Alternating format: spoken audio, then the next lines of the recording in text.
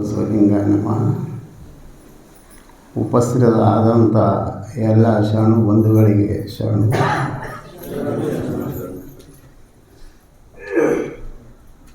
ಗುರು ಬಸವಣ್ಣವರ ಚೈತನ್ಯ ಸ್ವರೂಪಕ್ಕೆ ಶರಣೆಂದು ಅವರಿಗೆ ಮನದಲ್ಲಿ ನೆನೆಸುತ್ತಾ ಈಗ ವಚನ ವೈಭವ ಕಾರ್ಯಕ್ರಮವನ್ನು ಪ್ರಾರಂಭ ಮಾಡ್ತಾರೆ.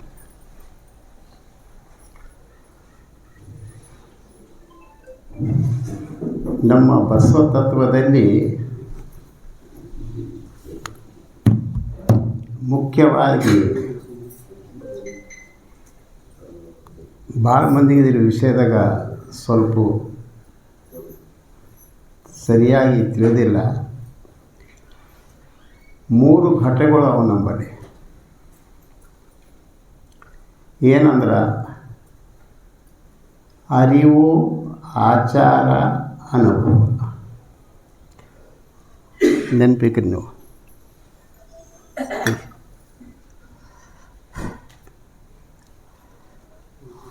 ಅರಿವು, ಆಚಾರ, ಅನುಭವ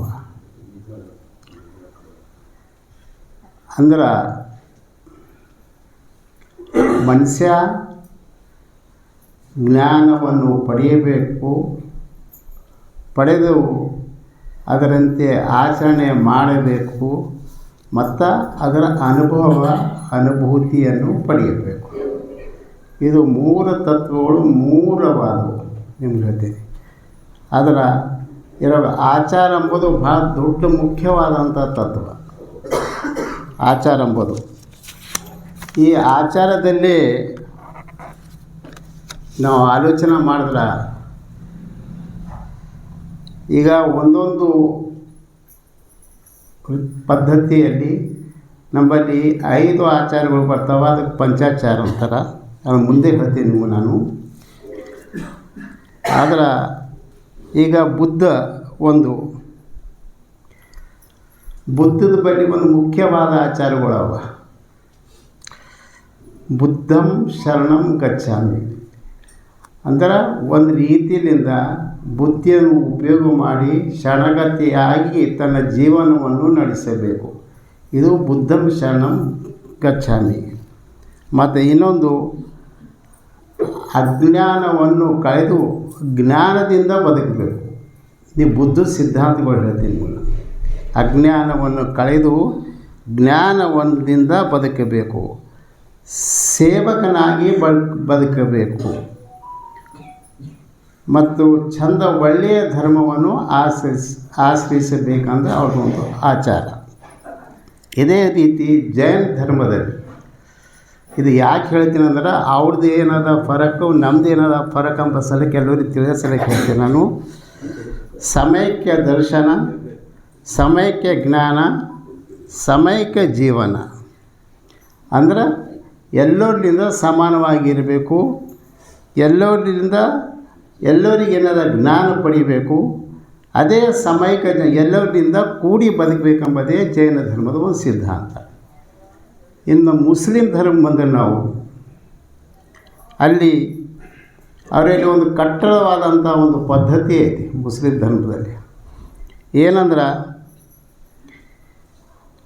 ಅವರು ಜೀವನದಾಗ ಸ್ವರ್ಗದಾಗ ಹೋಗ್ಬೇಕಾಯ್ತಂದ್ರೆ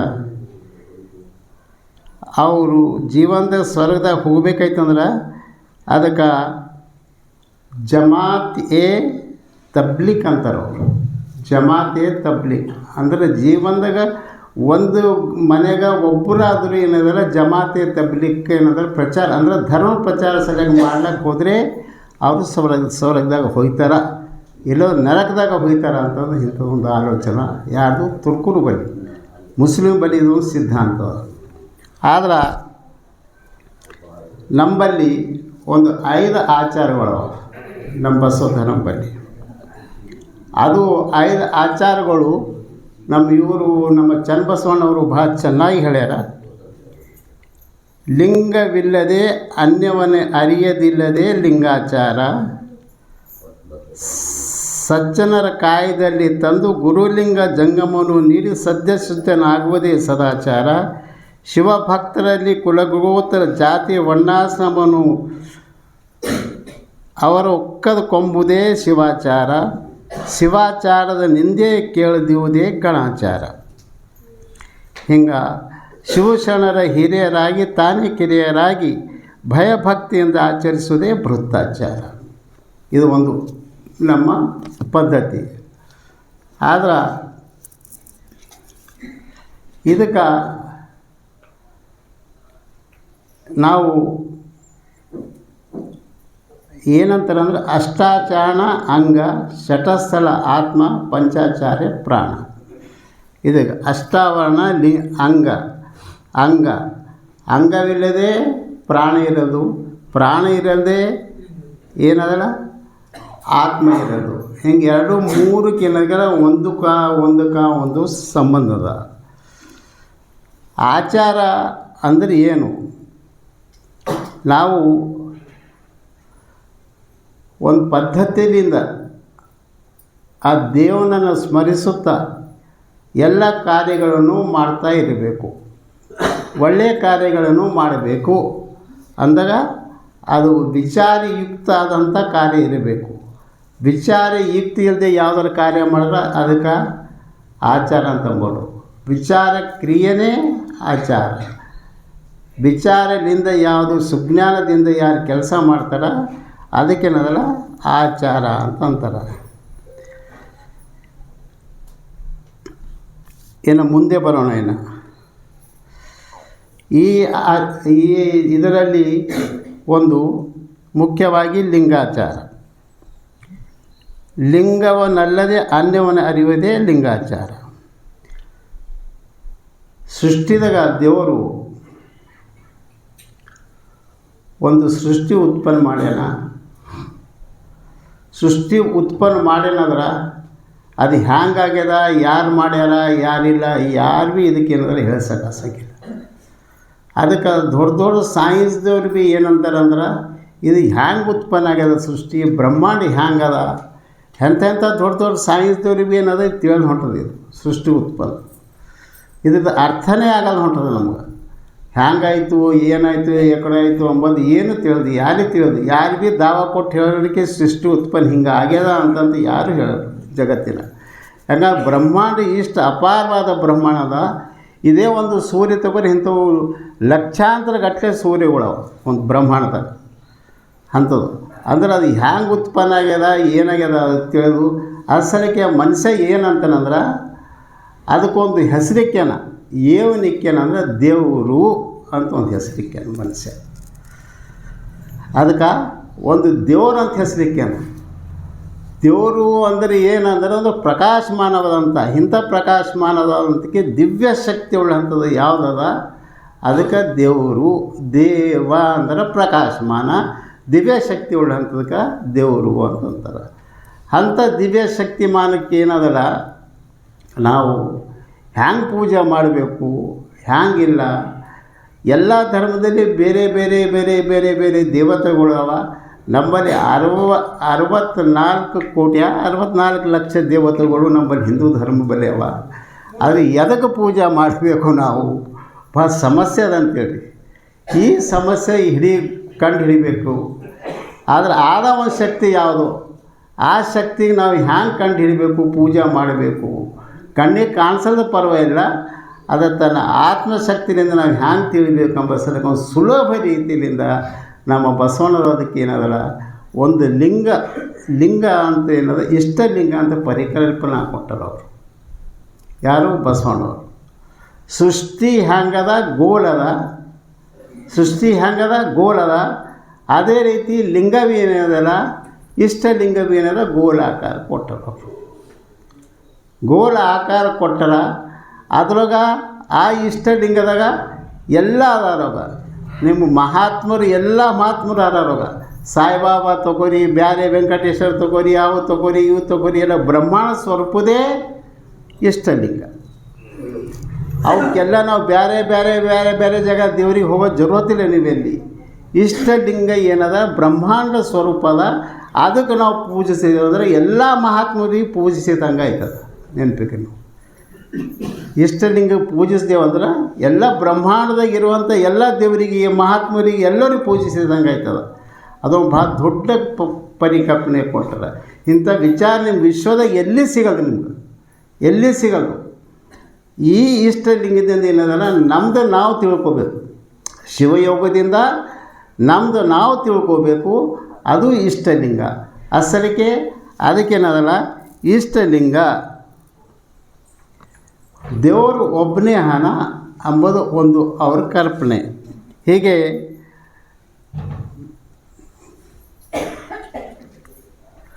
ಮತ್ತು ನಾವೇ ಅಲ್ಲ, ಎಲ್ಲ ವೇದಗಳಿಗೂ ಕೂಡ ಎಲ್ಲ ಉಪನಿಷದಲ್ಲಿ ಎಲ್ಲಿ ಕೂಡ ಎಲ್ಲ ತಲೆ ಏನದ ದೇವರು ಒಬ್ಬನೇ ಹಣ ಅಂತಂತ ಭೀ ಹೇಳಿದ್ದದ. ಯಾರು ಭೀ ಹೋಗ್ರಿ, ನೀವು ಎಂಥ ಮತಗಳಲ್ಲಿ ಹೋಗಲಿ, ಇವತ್ತು ನಾಳೆ ಏನಂದರೆ ಬೇರೆಯವರು ನಮ್ಮಲ್ಲಿ ಈಗ ಬೇರೆ ಜನರು ಏನದಲ್ಲ ಈ ಪುರೋಹಿತಶಾಹಿ ಅವ್ರು ಏನದ ದೇವರುಗಳು ಅಲ್ಲಿ ಹರ ಇಲ್ಲಿ ಹರ ಅಂತ ಹೊಟ್ಟೆ ತುಂಬ ಸರಿಯಾಗ ಏನೇನೋ ಮಾಡ್ಲತ್ತಾರ. ಅದರ ಅಸಲಿನ ದೇವ್ರ ಸ್ವರೂಪ ಏನದ ಅಂಬೋದು ಏನದ ತಿಳಿಸ್ಬೇಕಿಲ್ಲ. ಅದರ ದೇವರು ಒಬ್ಬನೇ ಹಣ ಅಂತ ನಾವು ತಿಳಿಬೇಕು. ಅದಕ್ಕೆ ಏಕದೇವ ಉಪಾಸನೆ. ಬಸವಣ್ಣ ಏನಂತಂದ್ರೆ, ಇಬ್ಬರು ಮೂವರು ದೇವರೆಂದು ಉಬ್ಬಿಸಿ ಮಾತನಾಡಬೇಡ, ಒಬ್ಬನೇ ಕಾಣಿರೋ ಇಬ್ಬರೆಂಬುದು ಹುಸಿ ನೋಡ ಕೂಡಲ ಸಂಗಮ ದೇವನ ಹೇಳಿದೆ, ಮತ್ತೊಂದು ದೇವನಲ್ಲ. ಬಸವಣ್ಣ ಹೇಳ್ತಾನೆ. ಅಂದ್ರೆ 10 ದೇವರುಗಳಿಲ್ಲ, ದೇವರು ಒಬ್ಬನೇ ಹಣ ಅಂಬೋದು ಒಂದು ಶಾಸ್ತ್ರೀಯ ಪದ್ಧತಿ. ಇಂಥ ಒಂದು ಒಳ್ಳೆ ಲಿಂಗಾಚಾರದ ಬಗ್ಗೆ ಕೊಟ್ಟನಂದ್ರೆ ವಿಶ್ವದಾಗ ಭಾಳ ದೊಡ್ಡ ಶಕ್ತಿ ಅಂತೇಳಿ ನೀವು ಯಾರು ಭೀ ಇದ್ರ ಬಾರಿದಾಗ ಅರ್ಥ ಮಾಡ್ಕೊಂಬಾರ್ದು. ಯಾರು ಇದಕ್ಕೆ ಮಾನ್ಯತೆ ಕೊಡ್ತಾರ, ಯಾರು ಇದರ ರಹಸ್ಯ ತಿಳಿತಾರ, ಅವ್ರಿಗೆ ಏನದಲ್ಲ ಲಿಂಗಾಚಾರ ಬಗ್ಗೆ ತಿಳಿತದ. ಲಿಂಗ ಅಂದರೆ ಏನು, ಹ್ಯಾಂಗೆ ಏನು ಸುದ್ದಿ ಹ್ಯಾಂಗೆ ಮಾಡಬೇಕು ಅದಕ್ಕೆ ಅಂಬೋದು ಆಲೋಚನೆ ಮಾಡಿ ಅದಕ್ಕೇನದ ನಾ ಬೆಲೆ ಏನದ ಏಕದೇವ ಉಪಾಸನೆ ಮಾಡಬೇಕೆಂಬ ಸಲಿಕೆ ಅದೇ ಲಿಂಗಾಚಾರ.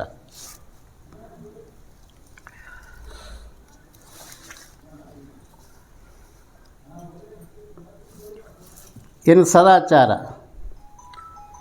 ಸಜ್ಜನ ಕಾಯಕ ತಂದು ಗುರುಲಿಂಗ ಜಂಗಮಕ್ಕೆ ನೀಡುವುದೇ ಸತ್ಯನಾಗಿರುವುದೇ ಸದಾಚಾರ. ಸದಾಚಾರ ಅಂದರೆ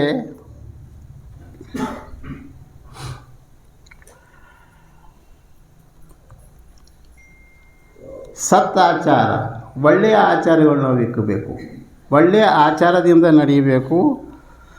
ಮತ್ತು ನಮ್ಮ ಜೀವನಕ್ಕೆ ಏನದಲ್ಲ ನಮ್ಮ ಪೂರ್ತಿಗ ಅಂದರೆ ನಮ್ಮನ್ನು ನಾವು ಏನಲ್ಲ ಹೆಚ್ಚಿಗೆ ಗಳಿಸದೆ ಒಳ್ಳೆಯ ಸಲುವಾಗಿ ತಮ್ಮ ಬೇರೆ ಸಲುವಾಗಿ ಏನದಲ್ಲ ಉಪಯೋಗ ಮಾಡಬೇಕು.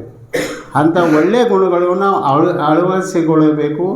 ಅಂಥದಕ್ಕೆ ಏನದಲ್ಲ ಸದಾಚಾರ ಅಂತಾರೆ.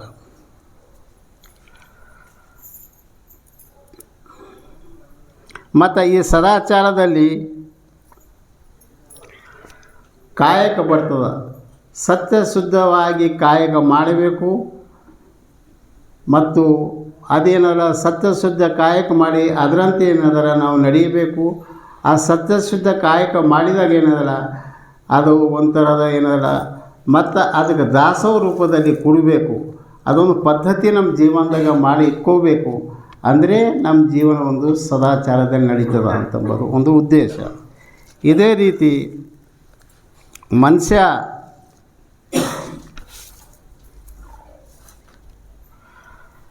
ತನ್ನ ಜೀವನದಲ್ಲಿ ಬಾಳಬೇಕಾದ್ರೆ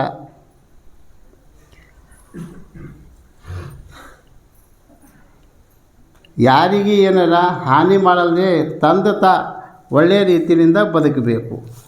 ಶಿವಭಕ್ತರಲ್ಲಿ ಕುಲಗೋತ್ರ ಜಾತಿ ವರ್ಣಾಶ್ರಮವನ್ನು ಅರಸದೆ ಅವರ ಕುಂಬದೆ ಶಿವಾಚಾರ.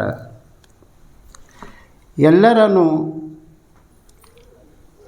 ಜಾತಿ ಭೇದ ವರ್ಣಾಶ್ರಮ ಇವೆಲ್ಲ ಇರಬಾರ್ದು. ಶಿವಭಕ್ತರಿಗೆ ಯಾರು ನಮ್ಮಲ್ಲಿ ನೋಡ್ರಿ, ಈಗ ಯಾರು ನಮ್ಮ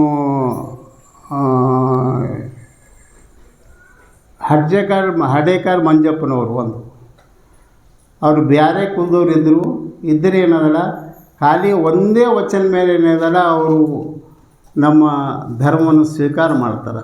ಅಂದ್ರೆ ನಂಬಲ್ಲಿ ಯಾರು ಲಿಂಗ ಕಟ್ಕೋತಾರ ಅವ್ರ ಬಳಿ ಜಾತಿ ವರ್ಣ ಭೇದ ಅಂತ ಯಾವ ಥರದ್ದು ಇರಬಾರ್ದು.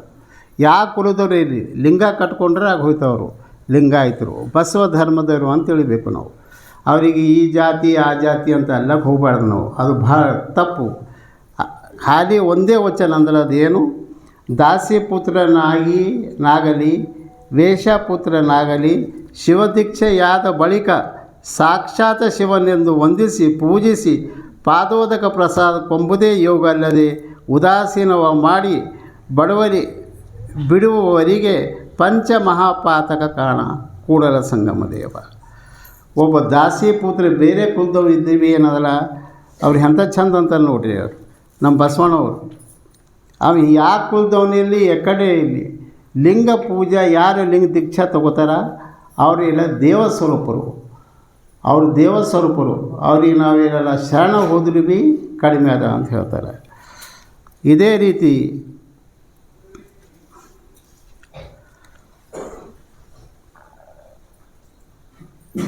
ಬಸವಣ್ಣವರು ಎಷ್ಟು ಸರ್ವಸಾಧಾರಣ ಆಗ್ಯಾರ ನೋಡ್ರಿ. ಅವ್ರ ಮಾತುಗಳು ಹೆಂಗ, ಅಪ್ಪನೂ ನಮ್ಮ ಮಾದಾರ ಚೆನ್ನಯ್ಯ, ಬಪ್ಪನೂ ನಮ್ಮ ಢೋರ್ ಕಕ್ಕಯ್ಯ, ಚಿಕ್ಕಯ್ಯ ಎಮ್ಮಯ್ಯ ಕಾಣಿರು, ಅಪ್ಪನು ನನಗೆ ಕಿನ್ನರಿ ಬ್ರಹ್ಮಯ್ಯ ಎನ್ನ ಕರಿ ಕೂಡಲ ಸಂಗಮ ದೇವ. ಜಾತಿ ಇಲ್ಲದೆ ಒಳ್ಳೆಯ ನಡೆ ಆಚಾರ ಯಾರ ಬಳಿ ಇರ್ತದ ಅವರಿಗೆ ಏನದಲ್ಲ ಅವ್ರು ಹೆಚ್ಚಿಗೆ ಮಹತ್ವ ಕೊಟ್ಟರ. ಜಾತಿಹೀನನ ಮನೆಯ ಜ್ಯೋತಿ ತಾಹೀನವೇ, ಜಾತಿ ವಿಜಾತಿಯನ್ನು ಬೇಡ ದೇವನ ಒಲಿದಾತನೇ ಜಾತ ಕಾರಣ ಅಂತ. ಅಂದರೆ ಮನುಷ್ಯನ ಇದರ ಅರ್ಥ ಏನಂದ್ರೆ ಎಲ್ಲರೂ ಸರಿ ಸಮಾನವಾಗಿ ಕಾಣಬೇಕು. ಮನಸ್ಸಿನಲ್ಲಿ ವರ್ಣ ಮತ ಭೇದ ಜಾತಿಯವೆಲ್ಲ ಇಕ್ಕಬೇಡದೆಂಬುದೇ ಒಂದು ಶಿವಾಚಾರ.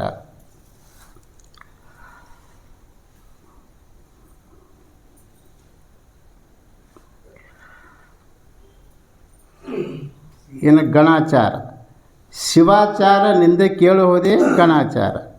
ಶಿವ ಎಂದರೆ ಶುಭಕಾಯಕ, ಸಮಾಜದ ಧರ್ಮ ಪ್ರಗತಿಗೆ ಆಚರಣೆ ಉಂಟು ಮಾಡಿದೆ. ಅದನ್ನು ಸತ್ಯ ತತ್ವ ಆಚರಣೆಯನ್ನು ಆಗ್ರಹಿಸುವುದೇ ಗಣಾಚಾರ. ಗಣಾಚಾರದ ಉದ್ದೇಶವೇನೆಂದರೆ ತತ್ವನಿಷ್ಠೆ, ಧರ್ಮನಿಷ್ಠೆ, ಸಮಾಜ ನಿಷ್ಠೆಯನ್ನು ಎಲ್ಲರಿಗೂ ಬೆಳೆಯಬೇಕು ಎಂಬುದೇ ಗಣಾಚಾರ. ಹೀಗೆ ಅವರೊಂದು ಮಾತಂತರ ಬಸವಣ್ಣವರು, ಜೋಳ ನಡೆಯುವ ನಾನಲ್ಲ, ಬೇಳೆ ನಲಿಯುವ ನಾನಲ್ಲ, ಹಾಳು ಗಟ್ಟು ಕೊಡುವ ಆಳುವ ನಾನಲ್ಲ, ಕೇಳು ಕೂಡಲ ಸಂಗಮ ದೇವ, ಮರಣವೇ ಮಹಾನವಮಿ, ನ್ಯಾಯ ನಿಷ್ಠುರ ದಾಕ್ಷಿ ವ್ಯಾಪಾರ ನಾನಲ್ಲ, ಯಾರಿಗೂ ಅಂಜವನು ನಾನಲ್ಲ, ಆಪ್ಯಾಯಕ್ಕೆ ನೀಡುವೆ ಲಾಂಛನಕ್ಕೆ ಶರಣೆಂಬೆ, ಲಾಂಛನಕ್ಕೆ ತಕ್ಕ ಆಚಾರವಿಲ್ಲದೆ ಕೂಡಲ ಸಂಗಮ ದೇವ ಸಾಕ್ಷಿಯಾಗಿ ಛೀ ಎಂಬೆ ಅಂತ ಹೇಳ್ತಾರೆ. ಹಿಂಗೆ ಇಲ್ಲಿ ಶಿವಾಚಾರ ಗಣಾಚಾರ ಅಂದ್ರೆ ಶಿವನಿಂದೇ ಕೇಳದಿರುವುದೇ ಗಣಾಚಾರ. ಯಾಗಳಿಕಿ ಧರ್ಮ ಪ್ರಗತಿ ಸಲುವಾಗಿ ಸತ್ಯ ತತ್ವ ಆಚರಣೆಗೆ ಸಲುವಾಗಿ ಗಣಾಚಾರದ ಉದ್ದೇಶವೇನೆಂದರೆ ತತ್ವನಿಷ್ಠೆ, ಧರ್ಮನಿಷ್ಠೆ, ಸಮಾಜ ನಿಷ್ಠೆಯನ್ನು ಎಲ್ಲರಲ್ಲಿ ಬೆಳೆಯಬೇಕೆಂಬುದೇ ಗಣಾಚಾರ. ಇನ್ನು ಭೃತ್ತಾಚಾರ, ಶಿವಶರಣರು ಹಿರಿಯನಾಗಿ ತಾನು ಕಿರಿಯನಾಗಿ ಇರುವುದೇ ಭೃತ್ತಾಚಾರ. ಭೃತ್ಯ ಅಂದರೆ ವಿನಯ. ನನಗಿಂತ ಕಿರಿಯರಿಲ್ಲ, ಶಿವಭಕ್ತರಿಗಿಂತ ಹಿರಿಯರಿಲ್ಲ ಎಂಬುದೇ ಇದೊಂದು ಶಿವಾಚಾರ.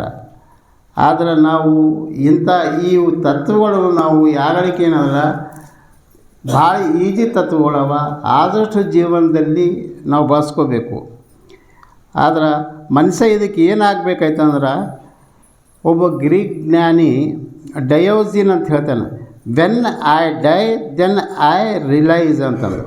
ಅಂದ್ರೆ ನಂಬಲ್ಲಿ ಯಾಗ ಅಹಂಭಾವ ಹೋಯ್ತದ, ನಾನು ಎಂಬುದು ಒಂದು ಏನಂಬುದು ಅಂಥ ಭಾವ ಹೋಯ್ತದ, ಆಗೇನಂದ್ರೆ ಮನುಷ್ಯ ಅವನ ದೇವ ಸ್ವರೂಪ ಆಯ್ತಾನ ಅಂಬುದು ಇಂಥ ಒಂದು ವಿಚಾರವನ್ನು ಹೇಳಿ, ನನಗೆ ಸರಿಯಾಗಿ ನಂಗೆ ಟೈಮ್ ಸಿಕ್ಕಿಲ್ಲ, ಸರಿಯಾಗಿ ಬರ್ಕೊಂಡಿಲ್ಲ ನಾನು, ಅದಕ್ಕೆ ತಾವು ಕ್ಷಮಿಸಬೇಕು. ಈಗ ಸಮಯ ಕೊಟ್ಟಿದ್ದಾಗ ತಮ್ಮೆಲ್ಲರಿಗೆ ಧನ್ಯವಾದ.